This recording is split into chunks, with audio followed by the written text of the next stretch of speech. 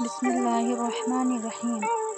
اگر تم قرآن کو آنکھوں سے دیکھو گے تو الفاظ نظر آئیں گے، دماغ سے دیکھو گے تو علم نظر آئے گا، دل سے دیکھو گے تو محبت نظر آئے گی، اور اگر اپنی روح سے دیکھو گے تو تمہیں خدا نظر آئے گا۔ انسان چاہے جتنی بھی ترقی کر لے اور جتنا خود کو عقل مند کیوں نہ کہہ لے، اگر وہ نماز نہیں پڑھتا تو وہ دنیا کا سب سے بے وقوف ترین انسان ہے۔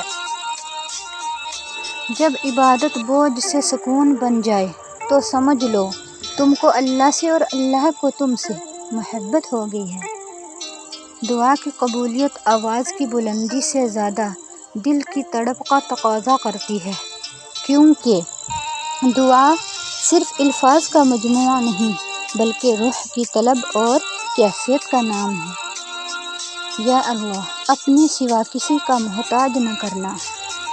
جیسے چاہتے ہو کہ اللہ تمہارا ہو جائے، اسی طرح یہ بھی چاہو کہ تم اللہ کے ہو جاؤ۔ اللہ پر ہمیشہ بھروسہ رکھو، کیونکہ اللہ وہ نہیں دیتا جو ہمیں اچھا لگتا ہے بلکہ وہ دیتا ہے جو ہمارے لیے اچھا ہوتا ہے۔ اس بات کو آپ نے اپنی آنے والی زندگی کے لیے سمجھ لینا ہے اور دل میں بٹھا لینا ہے کہ آپ پر کوئی مصیبت نہیں آتی اگر اللہ کی اجازت نہ ہو۔ آپ کو کوئی مصیبت دے نہیں سکتا اگر اللہ تعالیٰ اس کو روک لے۔ محبت اور آنسوں کا بھرم اللہ تعالیٰ کے سوا کوئی نہیں رکھتا۔